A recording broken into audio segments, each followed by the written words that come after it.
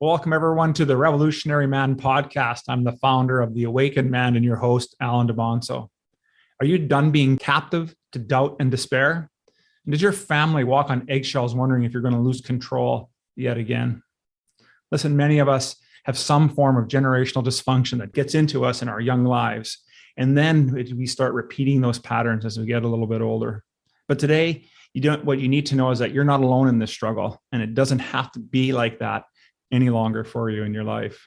So I want you to sit back and get ready as we unpack our past and transform our lives for the better. Before we get into all that, I just want to remind you to hit like, subscribe, and share on your favorite platform so we can stay up to date on the latest content that we provide here, and as well to help me grow the Awakened Man message. And for that, I am truly grateful. So now let's get on with today's episode.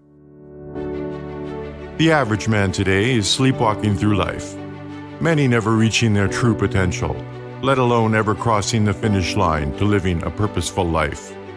Yet, the hunger still exists, albeit buried amidst his cluttered mind, misguided beliefs, and values that no longer serve him. It's time to align yourself for greatness. It's time to become a revolutionary man. Stay strong, my brother. As customary, I like to start out by asking a couple of questions to set the stage for our talk. So do you ever wonder when it's going to turn around for your experience so you can have happiness and joy again? And are there generational issues that are still lingering in your life and you just want to overcome them once and for all? So listen, if either of these questions are bringing up some strong emotions for you, then that's great, because today my guest is going to share his journey and how he is equipping men through healing to change their own lives and those of their families. So allow me at this time to introduce my guest. Mike Forrester is a men's transformation coach, the founder of the Living Fearless coaching programs, and the host of the Living Fearless Today podcast. Through his personal journey with overcoming failures, setbacks, and struggles, Mike fuels his clients to overcome their own self-doubts and generational dysfunction. Mike's been featured on various podcasts, including Hanging On to Hope, Extreme Health, Own Your Own Life, Your Career, and Think Unbroken. Welcome to the show, Mike. How are things? Oh, they're going great, Alan. I appreciate you inviting me to join you and look forward to our conversation, my friend. Yeah, me too. As I was getting ready for today, I just thought, what a great story. And that's how I like to start off the podcast is, Mike, in my work, we always talk to men about doing and being on their own hero's quest. So tell us a little bit about your hero's quest, especially the biggest obstacles that you've had to face in your life and how that paved the road to who you are today. Sure thing. And I'm sure that it'll surprise you that I was my own biggest challenge that I faced. So I came from childhood trauma, mental, emotional, and even physical abuse. And so with that, my parents told me stuff like, we weren't planning for you. You were a mistake. You're, just pretty much it boiled down to, and what I believed was I wasn't wanted. And unbeknownst to me was that I was struggling with dyslexia. So it wasn't until 40 that I discovered, hey, I have dyslexia. So it made a lot of sense on why I felt special, and not in the best way of feeling special. But, those kind of beliefs just became really embedded in who I was and how I showed up. And, if you've ever seen the Hulk, or, who Eeyore is, man, I was just those two combined. And so I could flip-flop, between feeling pity and just downtrodden. And then when I got triggered, I was often to the races, just seeing red. And that was, the kind of like the polar opposite sides of things. And as a protective measure, and this may seem kind of different, but there was a lot of humor that was focused on putting myself down. And I say it was a protective measure because that took the power away from you, Alan, or the other people that I was hanging around with, and put it in my hands. And so that self-deprecating talk, that speech, just reinforced, unbeknownst to me, because I didn't get it, just reinforced everything that my parents had said, or that I felt, from classmates or teachers, about who I was and how I was showing up in life. Fast forward to, meeting my wife. discovered what love was through her and how she treated me. And there is nobody that wants to realize that what their parents have done. And, my parents loved me in the best way they could, but because they were hurt, their love wasn't true, if that makes sense, no fault of theirs. And at that point, it was kind of this conundrum. I was at a crossroads. Do I continue with this young gal who I really, really like, but she's put me at a point of now questioning my past. So obviously I kept going. She was amazing and super attractive, and I was just head over heels. But it put me in a place of having to work through my own stuff, Alan. And I chose not to for many years. And so that then carried over into a marriage where I almost ended up divorced just because of I was a victim. At least I took on that mindset.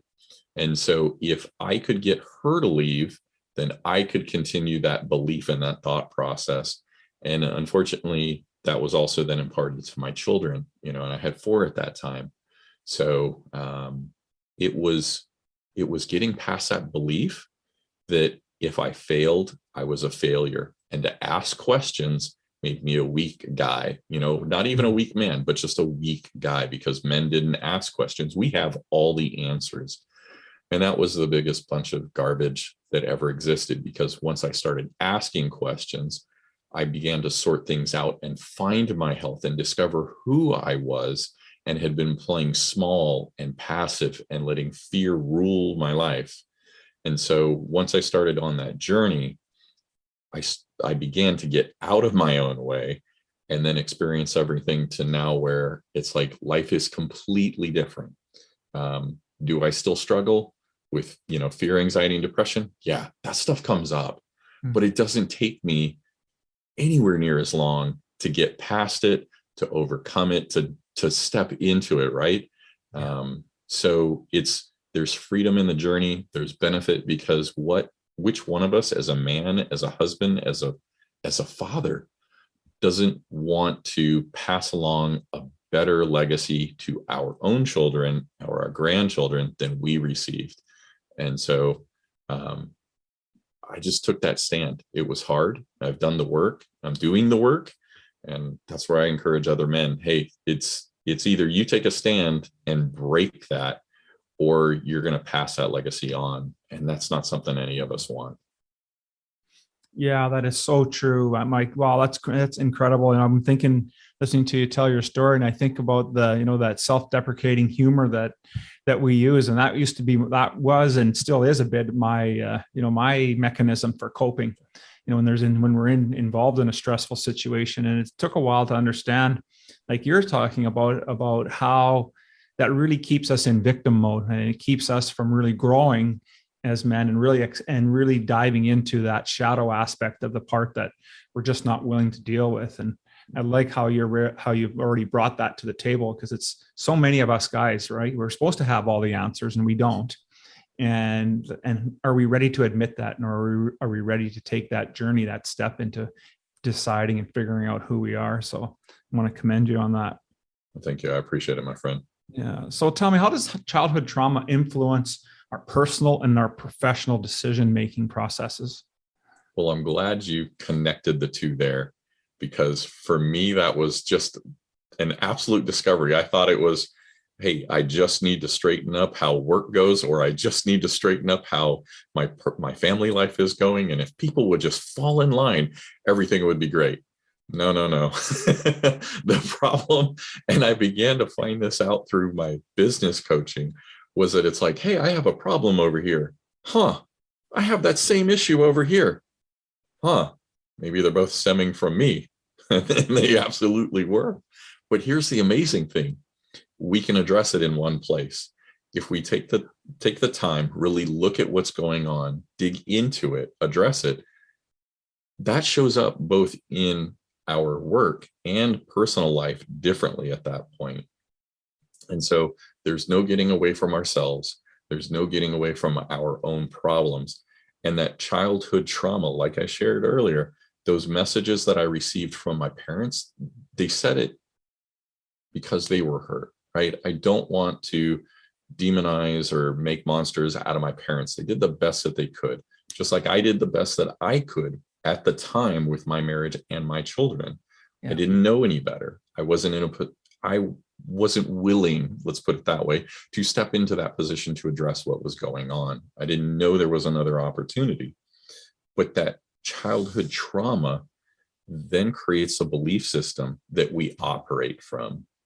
And so if I believe, hey, I'm not able to do X, right? For me, because of the learning challenges and what I was coming from, I believed I couldn't write. So I would never step in and try that. So I'll never be this kind of man. I'll never be this kind of husband. We're putting limitations on what we can step in and do. And unless we actually step out there and try it, we don't know. Here's the sad thing. Our children will watch and see what we do and don't do. And they're going to learn those patterns from us. And so I was setting this kind of whole behavior that my children wouldn't try to do stuff because they learned that, hey, dad's playing it safe. He's playing it small. He gets mad when I don't do it right. Then I'm not going to go do stuff. And so they capped themselves out and limited themselves. And so that childhood trauma will create like a box. You know, we've seen the mimes, how they kind of put up their hands and live within an imaginary box. Yeah. We're doing the same thing from our mindset and our heart, how we feel about things. Our actions then carry that out. And we teach that, whether it's consciously or unconsciously, we're teaching that to our children. And they're going to continue that on, you know, as they go forward.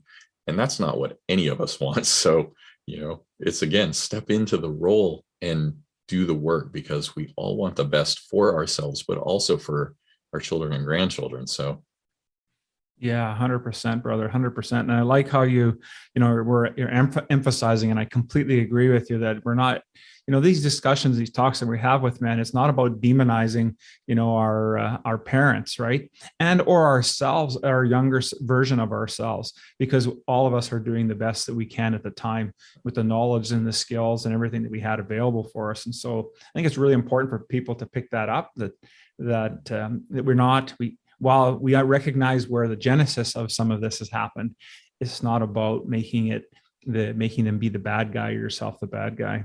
The other thing I like that you talked about was you talked about discounting who we are, who and what we are as men. And I think back to my life and how many times have I done that, right? And I think anybody can say, yeah, I've discounted it. I'm not going to, why would I take on this new task or this new skill? I can't do that. I can't do this. Well, I think it's so important that we not do that to ourselves. And it comes back to some of the self-talk. So I want to get into a little bit about how that has manifested and maybe how is that bit part of what these cycles are, you know, when you talk about, you know, unhealthy patterns as generational legacies. Are those things that you learned from your parents, or is that other things that you were learning from your parents?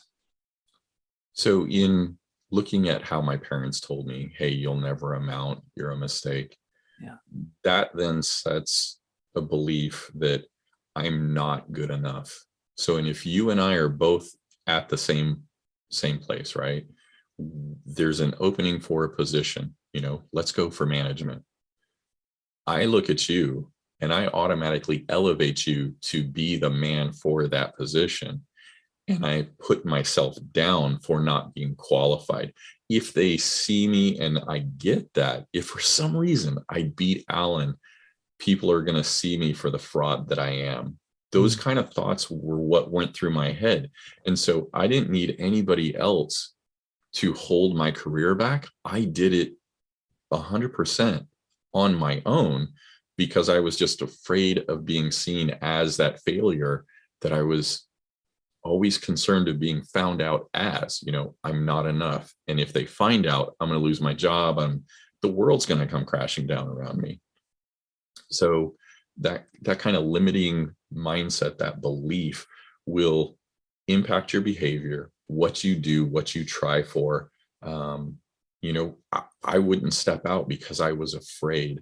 And so anything that went on was always driven by fear, playing it safe and almost hedging my bets to continue being where I was at. I didn't need an anchor. I was fabricating one in my own imagination. So Yeah, no kidding, for sure. Right. It's almost like the imposter syndrome, right? We're just doing that to ourselves and just discounting it and continually doing that in lots of different ways. And it doesn't have to be big things either in our life. It can be just small little things. Like, my earlier on my career, I was a chef. And so a lot of people, my wife and I, we have a hard time getting invites to go to dinner because nobody wants to have me in the house. It's like, well, I enjoy a good meal too, It just, I don't have to be behind the stove. Maybe I could just sit in the dining room and have a glass of wine. But you know what I mean? It's just people right away discount it. And it's unfortunate how that happens in life, that we start to do that to ourselves, and how it limits us. It really limits our growth as individuals, and especially as men. So what was the catalyst that finally caused you to wake up and stop hurting your family emotionally? So in looking around me, I had finally gotten into a position where I was making a better salary. I'd gotten into corporate America. And so I'm seeing people that are at a level that I want to be at. And the thing was, I was older than they were. So I'm like, all right, if they're younger than me and they're already there, what's going on? And of course, from my victim mindset, I'm looking like the world's against me. I'll never get ahead. Just things are trying to keep me back. Well, that couldn't be further from the truth. But then the problem was, okay, if you're in charge, why are you here? Like, what's keeping you here? Why aren't you where they are? And so I started to ask questions, which in and of itself was a challenge. Because if you remember, I said, like, being failing makes you a failure. And if you're asking questions, it keeps you from being a man. Well, I already didn't feel like one, so I didn't have much to lose. So I started asking questions and finding out there's a different way to live life. Imagine that. And so from that, I started just asking, different guys, hey, what are you doing about this? And finding out, yeah, they struggle as well, because oftentimes we almost think like everybody else has that Pinterest life.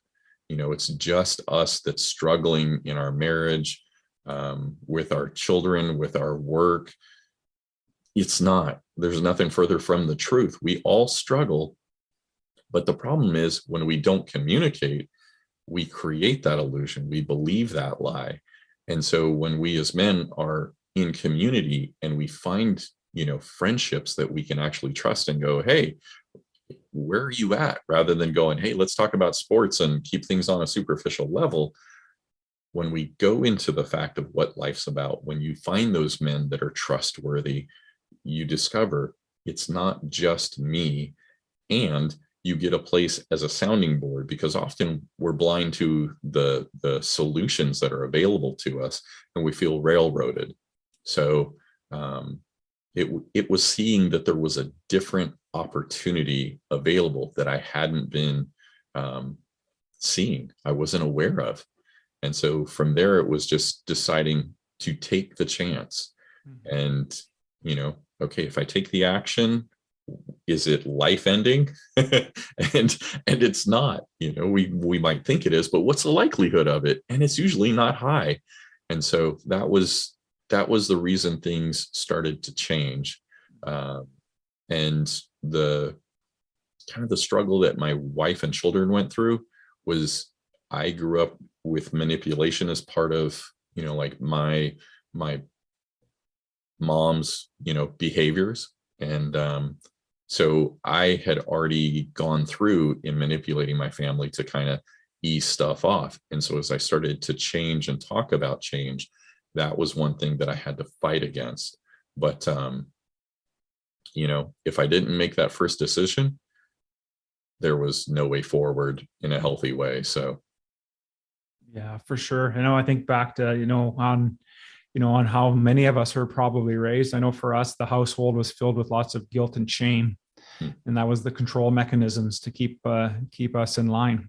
And I think that also was a generational legacy that was passed on by generations and generation of my family anyways. And I think it's so crucial that you were able to recognize that and make that pivot and that change. And I also like how you talk about that, that Pinterest life. It's that social media and what we see on Instagram or Facebook and all that. It's 2%, if anything, of somebody's true nature and character of who they are. And yet we think that's who we need to be like. And so it takes a little bit of navel gazing, that's for sure. And to ask those tough questions. Now, listen, you also talk a little bit about silent suffering, and I'd like to get you to expand a little bit on what you mean by that and what, and if you have an antidote for it. So silent suffering is the fact that we as guys, like, you and I were just talking about, is we don't bring things up. Does it mean that guys don't have emotions? Absolutely not. If you look at the statistics, the women are a higher percentage of depression. So, you could look at it and say, well, guys don't get depressed. That's not true, because if you look at the suicide numbers, we're 3 to 4 times higher. So instead of talking about it, we're going in and making that ultimate decision of, I just don't see any hope. Yeah. And that's unfortunate because, there is hope. It takes some time. It takes effort. It's not that quick fix, it's not a microwave option. And so the stuff is there. We just, again, think we're the only ones. We're isolated. And of course, that just gets a stronger and stronger base. And so the silent suffering is the fact that we're isolated. We don't believe that anybody else is going to understand us. And, we just continue to be left with our own thoughts. And there are men that, I've coached that, you'll see posts, different things around, you'll talk to them, that they try and share, they'll be like, I want to have this kind of conversation with my wife. It's not always the best place to go if you're in a tough position. Yeah. If your wife is hurt, she may not react in a healthy manner. Okay. Just like if your wife, entrusted, you in an unhealthy position, same thing. Results may not be the same way you'd like. So my suggestion is to get out of that silent suffering. If that's the place that you're in right now, or you feel yourself going into, is to look around. Who are the men that you trust that you can say, yeah, I think that, Alan or Bob or Steve, different people around you would be trustworthy, that they're on a trajectory to a life that you want. You're looking for someone that's forward moving, that's, as much as they say, it's like, look for like-minded people. When you're in that hurt place, you don't want like-minded people, because that's misery loves company kind of people, and that's not what you need.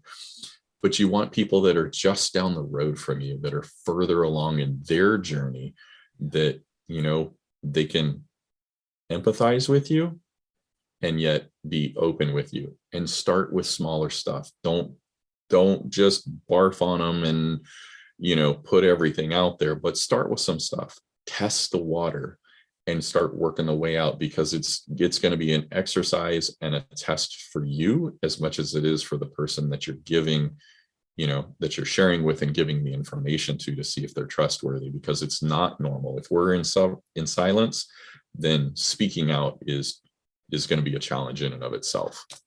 Yeah, for sure. And that's so true. And I like how you brought up a couple points there. The first one about, wanting to have that conversation with our wives, and she may not be equipped just then at that time, or equipped at all on how to have that conversation. And I know in some of the discussions I have with some of the men that I coach in their relationship stuff, that's exactly what's happening. Neither one of them knows how to communicate well. They know how to do it the wrong way, or the way that's been causing their marriage so much trouble. And so they struggle with trying to have that conversation and get it back into a place that's productive.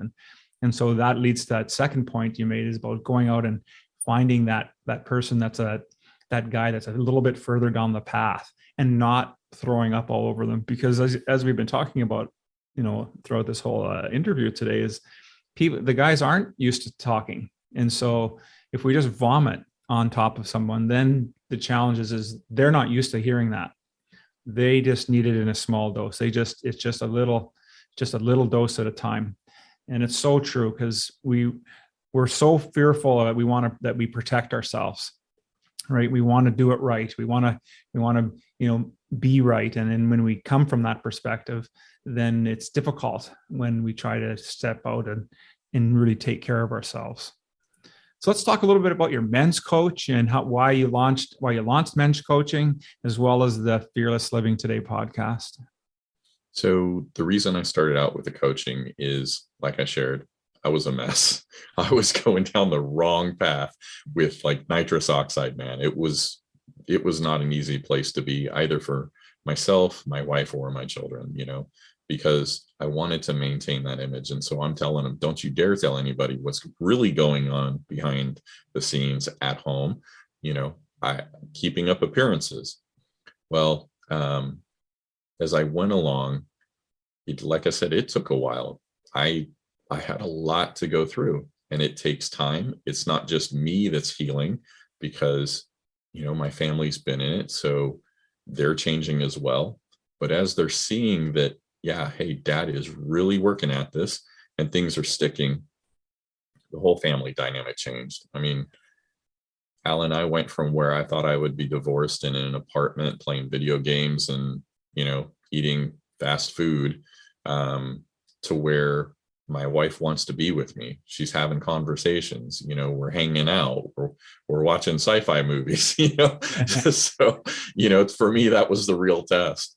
But my children wanted to hang out. And so we started going out on date nights. And that was where I was like, all right, if I can experience this, I know that other men can. And, my children, they're all adults now. And I'm happy to say that there's strong relationships with them. And two of them have a son each. So I have 2 grandsons. Nice. Dude, I cannot imagine continuing on the path I was to pass along that pattern, that unhealthiness. And so taking a look at who you want to be and the legacy you want to leave, is really, I wanted to pass along that gift, to be able to help men see, hey, who can I be, not who I've been told I am, because it doesn't always mesh up. Most of the time, it honestly doesn't. And so when you see you as who you can be, as who you are, who you're capable of being, it not only heals you and gives you space, but it gives your wife space. And, there's not that insecurity that keeps her capped as well. Yeah. The children, they're also now learning, hey, it's okay to take a chance and fail. So he gives them a greater space. And we have the ability to break those chains, to leave a different legacy. And that's exactly what I wanted to do, because I looked at it and said, if I can do this, and this is the experience that I get to have, absolutely want other men to have this. And so with the Living Fearless Today podcast, that was where I invite other men, just like you do, to come on, share where they are, what they've gone through, and how they've done it. Because if I'm not at the point where I'm willing to say, hey, I need help, I can at least listen and get tips, just like, you're providing here and giving me those bite-sized nuggets. I can take those and apply them to my life today, because then I can take action, test the waters, and step out into that healthier, being of me, without remaining where I'm stuck at right now. So that was why the coaching came about. That's why the podcast came about.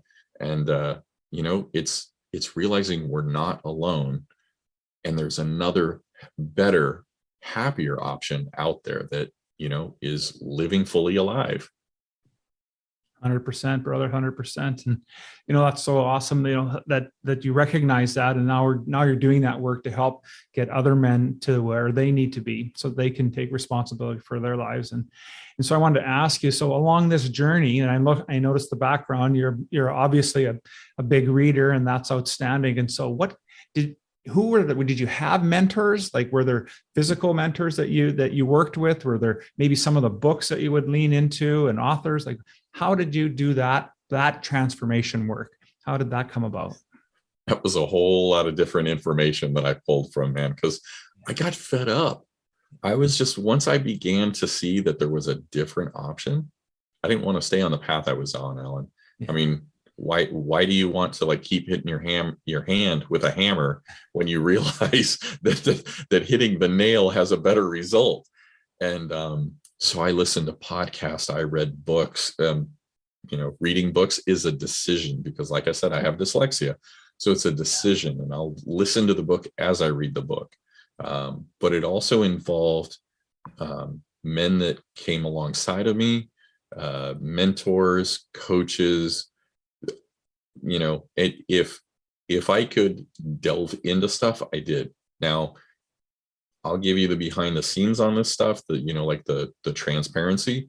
Yeah. There were times where it was like, I don't want to go do this aspect of it because I was afraid with the trauma, you have a tendency to forget stuff because you're protecting, you're kind of like compartmentalizing things, right? Almost like boxing it up and putting it in the dark corner of the closet.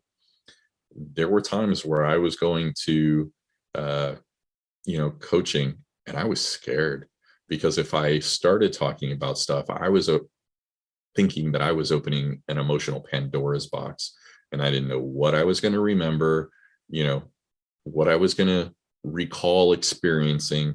And there was physical abuse that went on, and I didn't know what else was beyond that. So, it's that community, those friends can be the ones that give you the realistic perspective, that encourage you along the way. If it's not a great step, then, hey, there's people to call you out and go, have you thought about this? If it's a one where you're looking at the negative aspect of it in an unrealistic, level, then they can go, is this really how things will turn out? What's the likelihood of it? And can walk along with you. It's almost like, being coached to walk a high wire. If I've not done that more than 3 feet above the ground, you put me 30 feet up, I may not notice the fact that you have wires on me to keep me from falling. So it's one that I took multiple paths. Yeah. And not everything worked for me. And just like you, there's different things you test out. They work differently, and you pursue the ones that are giving you the results. So. Yeah, absolutely. I think that's so key there. That I picked up from it is that you just didn't try one thing, right? You tried something, and if it worked, then you stuck with it. You tried something else, but you were always exploring. And I think, that's why I like the idea of us being on, Campbell's Hero's Quest or Hero's Journey. And we're always, striving to get that to that point where we're whole and complete, even though we always are, but we don't always feel that way as men, right? We feel that there's something missing. And so was that some of the strategy you used to help stave off depression and anxiety, or did you use some other things as well? Well, in the beginning, it was just like came at me. I mean, it was almost like a fire hose. And there was just so much that I was trying to combat. And what I really found success with was trying to tackle one thing at a time. And so while I was working to heal myself mentally and emotionally, my physical, I wasn't focused on it. I just didn't have the bandwidth. And so now that I've gotten that under control, that's something else I'm working is to reclaim my health, because in my unhealthy mindset, in that state, I didn't make healthy decisions physically either. Go figure. So it has been one of those that I actually operate within a routine. So in my morning, I get up, I do certain things, and I know those are going to occur. They put me in a certain mental state and energy state. I drink water. I'm in a red light sauna. Now that's not something everybody does. It may not work for anybody else, but it works for me. I go to the gym because it's like I function best when I have physical exertion. I have friends that go at night. That does not work because then I'm up all night. So, but it's also a matter of preparing and going, I need this amount of sleep, and making sure that, whether I've gotten everything done that I want to get done, I'm preparing for the next day and making sure that I'm taking care of my health.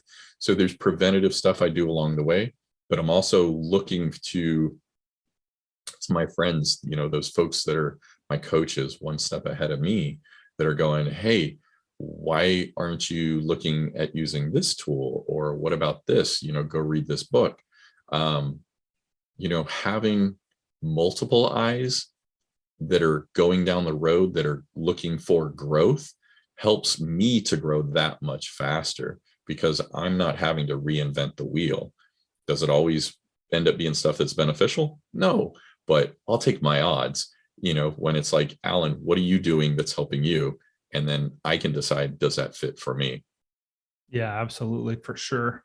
Because it's all about the exploration, right? And figuring out what's working, what's not working. And then, and I really like how you talked about how you've been saying this through the whole talk today, about how one aspect of your life affects so many more, right? And so if we have a poor mindset, or a fixed mindset, as I like to call it, then it tends to seep in. It's very insidious, right, into the rest part of our lives. And the next thing you know, we're sitting on the couch and we'd rather have Doritos as opposed to, maybe be on the treadmill to watch TV, or do go and be more physical. So it's so interesting, I think, just how when you stop to think about, and that's the thing with guys, if they're really listening to this, we're not talking about, this isn't rocket science here. We're not talking about doing like major shifts here. It's about understanding the triggers, those silent triggers that are happening, and how, it's chick, whiz, boom. Oh, look at, there's Al sitting on the couch. Well, what happened in those triggers that allowed that to transpire? And I think that's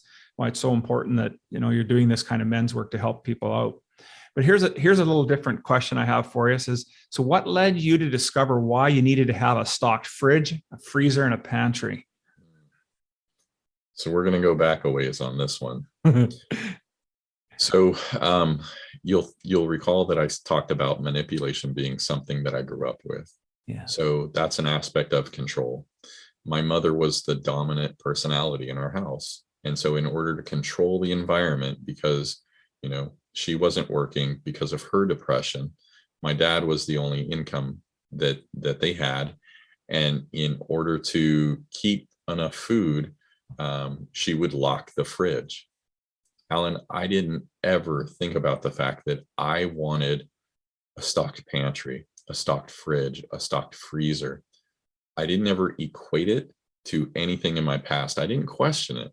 So one of the things with healing is that as we heal, things that we've been blind to in our past that are guiding our actions will be uncovered, right? We'll be able to see them. And so what you may not see today, in 6 months, 10 months, 15 months, you'll start to see different stuff that you didn't see because of where you've healed to, and now the insights that you have. And so the crazy thing about it, Alan, was that I had my freezer filled with food, and I kept food in it for 5 years. I don't know about you, but I don't want a 5-year-old freezer burned steak. It's not tempting on any level, but it was a security, like a sense of security that I got from just knowing food was in there, not even that it was edible, and so that kind of stuff will reveal itself as we heal and we start looking at, why am I doing this? And so it's not like a one and done. This is a constant lifelong process. It's not a diet, it's a lifestyle. But by doing that, you get to the best version of you rather than just the better version. Yeah, absolutely. Absolutely. That's outstanding. And interesting how you were able to finally make that connection, right? And about where that came from.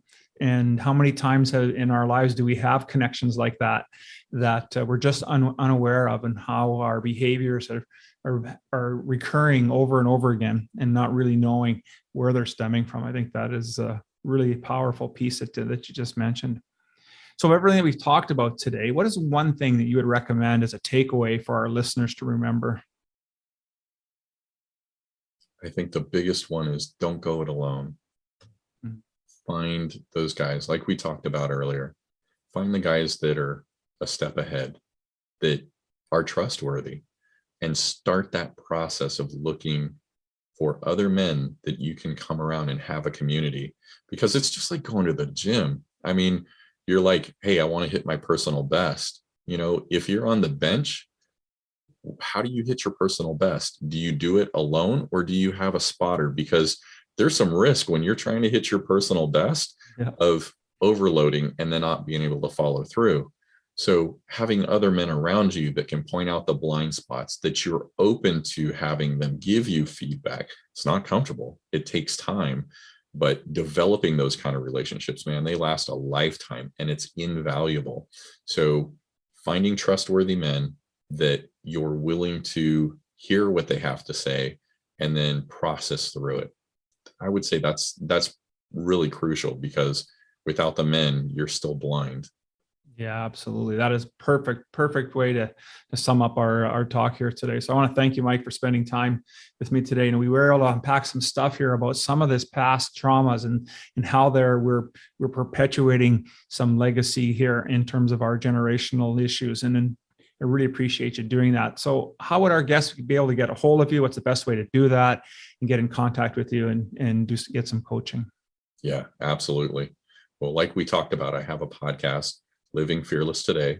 And so if you go to livingfearlesstodaypodcast.com, you'll be able to, just like you get here with Alan, you can get, a booster shot almost, because it's like, we really need more examples of men that have walked the road that we are, and come out on the other side, because we're inundated with the fact of, no, you're alone, you'll never change. So that's the best place to get a hold of me.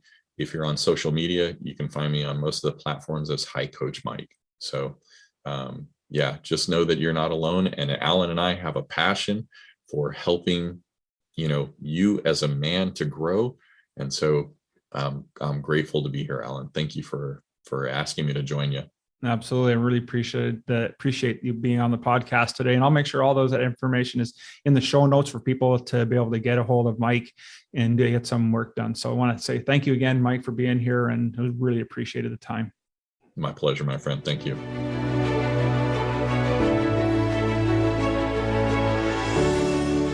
Thank you for listening to the Revolutionary Man podcast. Are you ready to own your destiny? To become more the man you are destined to be? Join the brotherhood that is The Awakened Man at theawakenedman.net and start forging a new destiny today.